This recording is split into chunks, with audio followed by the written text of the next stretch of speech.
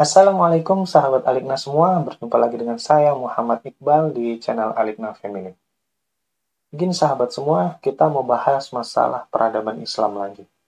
Di sini ada beberapa poin titik peradaban Islam yang bisa kita pahami dari awal mula diutusnya Nabi kita Muhammad Sallallahu Alaihi Wasallam. Yang pertama, sahabat semua, adalah ketika Nabi kita Muhammad Sallallahu Alaihi Wasallam dilahirkan, ya, dia lahir di dalam keadaan tidak memiliki ayah. Kenapa? Karena pada saat Nabi kita Muhammad SAW masih di dalam janin ibunya, ayahnya Abdullah dipanggil oleh Allah Subhanahu wa Ta'ala. Lalu ketika dia lahir ke bumi, sampai Nabi kita berumur 6 tahun, ibunya dipanggil Allah Subhanahu wa Ta'ala. Setelah ibunya meninggal, lalu pengasuhan dipindahkan kepada kakeknya yang bernama Abdul Muthalib. Di bawah asuhan Abdul Muthalib ini tidak lama-lama sahabat semua, hanya berkisar 2 tahun, lalu Abdul Muthalib pun dipanggil Allah Subhanahu wa Ta'ala. Lalu pengasuhan pun dipindahkan kepada pamannya Abu Thalib. Di sini ada poin penting yang mau kita ambil sahabat semua, bahwa ketika Allah mau menciptakan, mau membentuk seorang yang sangat luar biasa, seorang nabi, seorang rasul, yaitu suatu ciptaan yang dia merupakan orang yang paling baik, yang paling sempurna, maka pengasuhan itu langsung Allah yang mengurusnya. Atau pengawasan kepada nabi kita itu langsung diatasi oleh Allah Subhanahu wa Ta'ala. Langsung Allah yang mengasuhnya dan Allah yang mendidiknya. Ya, sahabat semua, itu tadi poin yang pertama. Kemudian, sahabat semua, ada poin yang kedua. Kita mengetahui di dalam konteks sejarah bahwa Nabi kita Muhammad SAW sebelum menerima wahyu, beliau sering bertahanus, ya, atau kita menyebutnya dengan istilah kontemplasi. Kontemplasi ini di mana Nabi kita itu menyendiri, dia bertafakur, memikirkan ciptaan Tuhan yang ada di atas bumi ini. Dia selalu bertafakur terhadap apa-apa yang ada di dalam kehidupan ini. Ini menunjukkan apa, sahabat semua? Yaitu pesan peradaban yang bisa kita ambil dari sini adalah bahwa ini juga merupakan langkah di mana Allah Subhanahu wa Ta'ala melatih nabinya, melatih sosok yang akan dijadikannya rasul agar bisa memberikan suatu pencerahan kepada umat manusia, agar bisa menjadikan suatu peradaban Islam yang kuat di atas dunia. Maka seorang utusannya itu adalah utusan yang memang kuat berpikir. Sebagaimana kita ketahui, sahabat semua, logika yang bisa kita ambil, ya, bagaimana kalau kita bagaimana bisa kita membangun suatu peradaban dunia apabila kita tidak kuat berpikir? Atau di sisi lain kita bisa berkata bahwa peradaban dunia itu tidak akan bisa dibangun oleh orang-orang yang tidak mau berpikir. Maka kita ketahui Nabi kita Muhammad SAW sering berpikir, bertafakur, ya, lalu dia menyendiri di Gua Hira. Ini menunjukkan, sahabat semua, bukan Nabi kita itu takut, bukan Nabi kita itu tidak mau bergaul dengan umat manusia, bukan. Tapi memang ada saat-saat di mana kita harus menyendiri dan kita memikirkan segala ciptaan Allah yang ada di alam semesta ini dan memikirkan bagaimana kemajuan dari kehidupan ini di masa yang akan datang. Dan itu tadi poin yang kedua, sahabat semuanya. Sekarang ada poin yang ketiga, yaitu di mana ketika Nabi kita Muhammad SAW menerima wahyu. Ya.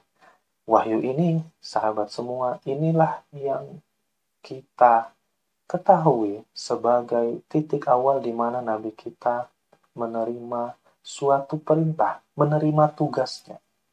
Wahyu ini, sahabat semua, sebaiknya jangan kita artikan hanya berupa bisikan-bisikan atau perintah-perintah yang disampaikan Allah melalui malaikatnya kepada Nabi kita Muhammad SAW, yang itu hanya berupa perintah-perintah agama atau yang hanya berorientasi pada kajian-kajian keislaman. Bukan.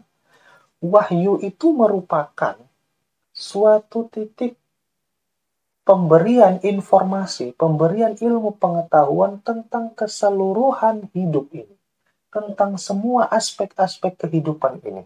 Jadi wahyu itu sifatnya akan memberikan jawaban dari segala permasalahan hidup dan akan memberikan suatu titik ilmu pengetahuan di dalam kehidupan. Maka wahyu yang disampaikan Allah Subhanahu wa Ta'ala itu akan menjadi sinkron, akan menjadi pantas kepada Nabi kita Muhammad SAW. Kenapa? Wahyu itu disampaikan kepada orang yang memang dia sudah kuat berpikir. Kalau kita lihat di poin nomor 2 tadi, ya. Wahyu itu ketika dia disampaikan kepada orang-orang yang mau berpikir, orang-orang yang kuat berpikir, yang kuat merenung, maka teori-teori yang ada di dalam wahyu itu nanti dia akan berkembang, ya. Sama seperti kalau kita mengambil analoginya, sahabat semua, ya. Ketika suatu keahlian itu, ya, ketika suatu ilmu itu disandarkan kepada orang yang ahlinya, maka dia akan menjadi indah, ya. Kita kalau melihat misalkan seorang yang dia ahli di dalam bidang urusan besi misalkan, ya, dia ahli di dalam teknologi, ya, lalu kita suruh dia menjadi seorang dokter, maka itu nanti akan berat. Orang yang ahli di dalam teknik mesin, kita suruh mengobati orang di dalam rumah sakit, maka itu tidak bisa.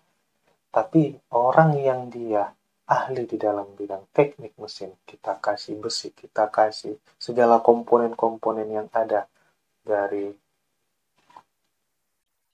mesin itu, maka dia akan hidup. Dia akan indah. Dia akan bisa hidup dengan apa yang ada di sekitarnya.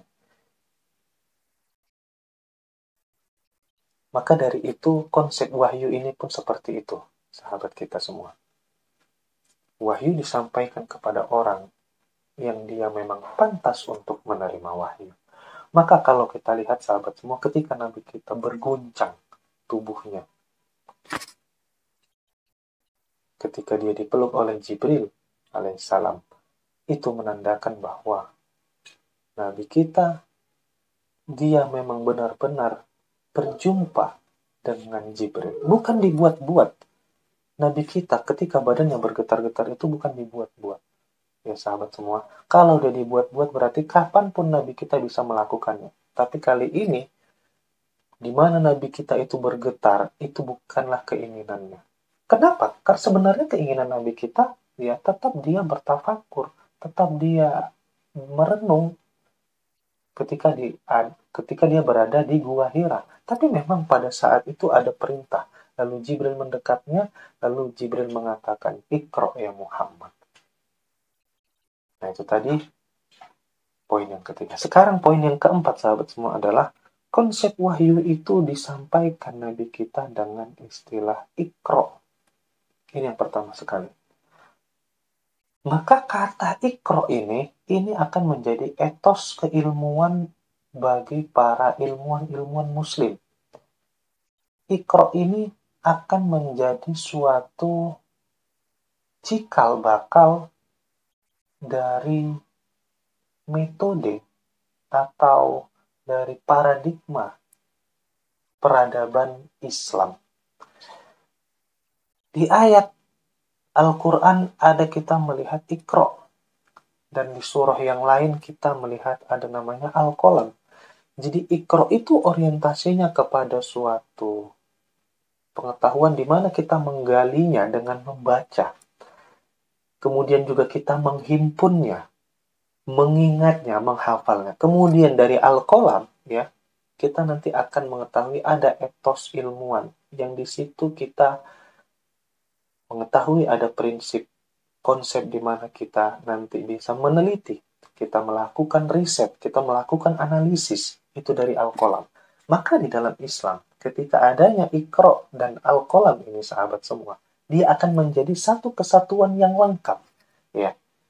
Menjadi kesatuan yang lengkap. Dari sinilah nanti kita bisa mengetahui bahwa di dalam sistem peradaban Islam, ya, atau di masa-masa keemasan dalam periode peradaban Islam nanti, kita mengetahui bahwa di masa itu antara Iqra, konsep Iqra dengan konsep Al-Qalam ini tidak mereka pisahkan. Maka kalau kita misalkan melihat kenapa sebagian dari umat muslim di zaman sekarang ini mereka terbelakang, mungkin ya karena memang antara konsep Iqra dengan Al-Qalam ini belum dipadukan, atau juga hanya mengambil salah satu dari keduanya. Ini yang membuat kita tidak maju di masa sekarang ini.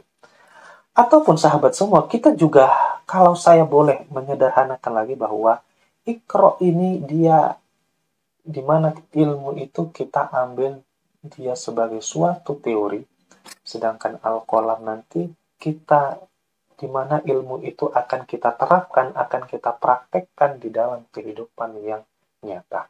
Atau juga kita mengambil suatu, bagaimana teori itu terjadi di lapangannya itu, atau kontekstualisasinya, ya, atau juga eksperimennya bagaimana, itu ada di dalam konsep Al-Qalam. Baik sahabat semua, dan yang terakhir pesannya adalah kita melihat Nabi kita Muhammad SAW di dalam kehidupannya, atau di awal-awal proses dakwahnya, kita menemukan bahwa sangat-sangat banyak sekali cobaan, ujian, kesulitan hidup yang dirasakan oleh Nabi kita.